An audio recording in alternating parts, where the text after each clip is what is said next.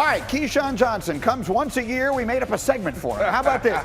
Just give me the damn mic. He's got a bunch of thoughts he wants to get off his chest, and we're going to hear them. And the first one comes from New England. Yeah, it does, Greeny. When you think about, everybody's always talking about the relationship between Bill Belichick and Tom Brady. Do they get along? How could they not get along? They've been together. They've won 20 years, 6 Super Bowls. I mean, come on, seriously, they don't get along? The guy drafted you in the 6th round. He gave you an opportunity of a lifetime when he could have very easily moved on from you many, many, many years ago before you start winning championships, but it did not happen. So in your mind, this is a relationship that is being overstated. The significance of the acrimony in your mind is being You're overstated. going to always have disagreements in long-term relationships. I mean, there's no question about it. But these two, they'll be together for as long as I can remember. Okay, we'll see. The next one, interestingly, comes from baseball. Yes, that is true. The Houston Astros. Bzz, bzz, cheaters. They cheated my Dodgers. Okay, so when I look at that, you should take their rings, take them from them. You know the book that has all the records? Sure. Those years, put a white line straight through it. And then when they go out to dinner, they don't have the rings. Make them donate them, melt them all down, take the stones out, give them away, donate them to charity. That's what they should do, rather than allow them to walk around with their chest stuck out talking about that they won the World Series. They cheated. Cheated. Bzz, bzz. Okay, well done. We're warming up here. One more. This one comes from your favorite basketball team. Yeah, the LA Lakers. I'm tired of people talking about load management with LeBron James. LeBron James pays over $1 million to take care of his body. You think he's doing that for load management? No, he's doing that because he wants to have a stretch run in his career. He wants to play as long as possible. But you get these basketball players and these analysts in the NBA running around saying, oh, well, Kawhi's doing it. They should take that recipe. Well, no, LeBron will tell Coach Vogel when he's tired, when he wants to, and they will listen at that point in time. Richard Jefferson is making faces behind you. Come over here, RJ. Hey. What do you make of that? He doesn't want to see any load management from LeBron. Only thing is I don't really talk about like 4-3 defenses and 3-4 defenses. So You didn't play football. I appreciate you and your high school acumen. I appreciate this. But at the end of the day, Bron is putting up too many minutes. The reason why I'm not talking about load management, I'm not talking about that. Okay. But is he playing too many minutes? One, their team is dog. They're terrible when he's out of the game, Yeah. right? He's terrible. Not when he's very out of the good. game. So then that forces him to play a little bit more minutes. So and that's the moment where you're like, maybe he should take a game out here, a game out there, just to give him some. But he doesn't want to. Like He wants to win a championship. If I left though? you on the floor, you're gonna stay on the floor if you really want to go. Yeah. If you want to go, you're gonna stay on the floor. Sometimes you look at it as safety blanket. You like if we take him out of the game, we're only up 6. If we take him out of the game, all of a sudden we're gonna be down 4. RJ, let me ask you this. Sure. Is he doing this in part because he wants to win the MVP? There's 2 things that he is chasing. He's chasing Kareem and he's chasing an MVP. I think as this gets further along, he is a very realistic human. As he gets further along and realizes that, hey, Giannis is kind of, running away with the award, with the MVP, I could see him slowly starting to dial himself back because they only need to be 1 or 2. See, they only need to be 1 or 2. Man, you trying to make you sound selfish. I don't think that's the case. You trying to make you sound selfish. Listen, he's going to have home court 1 or 2, right? So even if the Clippers overtake them at the end of the season and they have the 1 How seed, about you they're get staying at chemistry home. with your teammates? They've had chemistry. They've been playing. Nah, man, they ain't had no chemistry, not like we need. It's important to point out. Yeah, the Lakers, we. I'm from LA, man.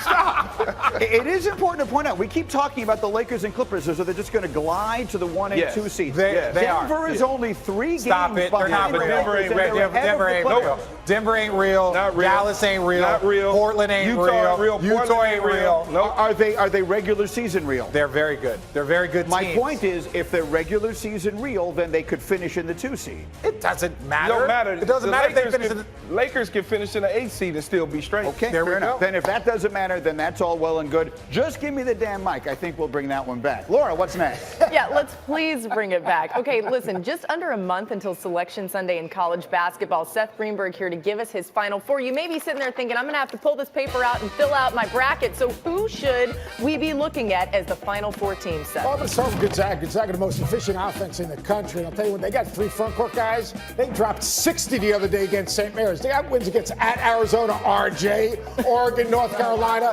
right, you're talking about a team with great length, extremely skilled. Corey Kispert can flat out knock down a three. They defend you on the perimeter. Let me tell you something. Arizona could have beat you. Arizona could have beat a bad UCLA team. And then you got Seton Hall, Miles Powell, logo range, deep range, can beat you off the bounce. And not only can they make shots, but I'll tell you, this is an elite defensive team. They pressure you, they can turn you over, they protect the rim. Miles Powell's ability, and then they got McKnight, Quincy McKnight. Racks it, defends, they get out in transition, they change defenses. That's Final Four good. Seton Hall. And then Kansas. Kansas got an elite point guard, Devin Dotson. Explosive in transition, can get downhill, pushes the ball in transition. And then up front, they got the immovable object, Udoka Azubuike. You play through him, you throw it to him, he's going to finish. This is a team that plays not good defense, great defense. They turn you over, they get to in transition, and more importantly, that big fella right there, you play through him, you get a double team, he kicks it out, they knock down a three.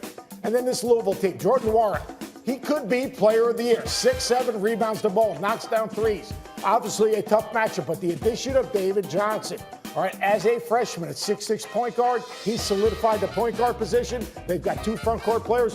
One, Malik Williams, is a elite defender. Enoch can score it around the basket. Those four teams very easily can make it to the Final Four. Just to recap, you had Gonzaga, Seton Hall, Kansas, and Louisville in your Final Four. Noticeably absent is Duke. And when asked about the ACC's underwhelming place in college basketball last week, Coach K had this to say about the state of the sport and the lack of leadership at the NCAA panel. He said, quote, "Do you see anybody coming out from the NCAA saying what our future is? What's our plan? And by the way, who would say that? Collegiate NCAA football runs it big time. We don't do it. We don't do it. It's sad." I find this fascinating, and those comments came right around the time of the Super Bowl, and so we didn't really have time to dive into it. But there was a time when college basketball was my favorite sport, and obviously there have been any number of changes to it. Players not staying as long has changed the dynamic. I don't know if it is sort of a Zion hangover effect, but it certainly feels like there has been less conversation around the sport this year than almost any that I can remember. And it begs the question, and Coach K is sort of articulating it, do we have a real problem, almost an existential problem, if you will, in college basketball right now? Well, first of all, this season has been void of a dominant player, right, that defines the sport. So all of a sudden it is a Zion hangover. But here's the problem with our sport, college basketball. We don't have a voice. We have a seat at the table with the NCAA, but we don't have a voice. What does college that mean? Football, I saw that in your notes. What does it mean? The National Association of Basketball Coaches, all right, has a leader. All right, he sits at the table when NCAA rules are made and discussed.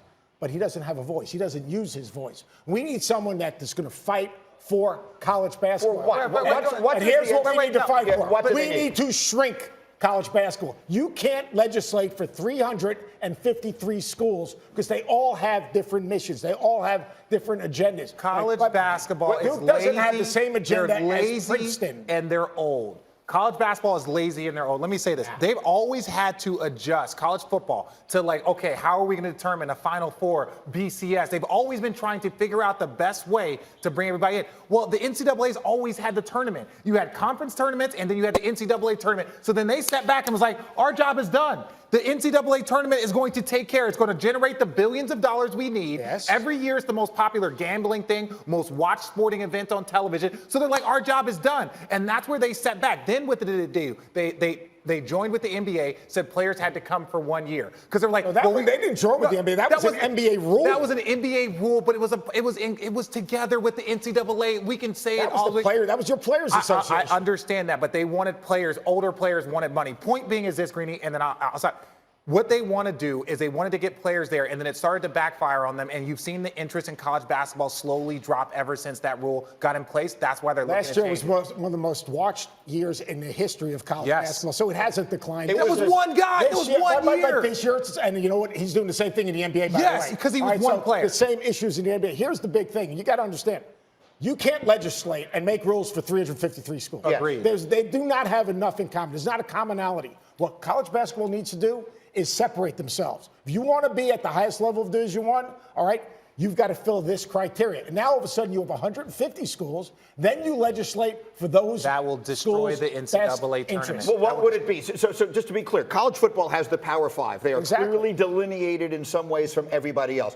College basketball has more teams than that. And to Richard's point, one of the things that makes the NCAA tournament so great are these Cinderellas. These other schools can join in that Power 5 concept, like a Gonzaga or the Big East or other schools, but there's going to be a certain criteria that you need to fulfill to get into that club. And then all of a sudden you can make rules that basically has some commonality within the group. It's not just name, image, and likeness. You can create a scenario where you have an agenda that those people that fit the 150 schools as opposed to 353 schools, which is basically impossible. It feels like somebody like Coach K, at least paying attention to it and making note of it, can also help. Hey, speaking of Zion Williamson, he had a first last night. Why the way he achieved that feat should strike fear into Pelicans opponents moving forward. We talk Zion next.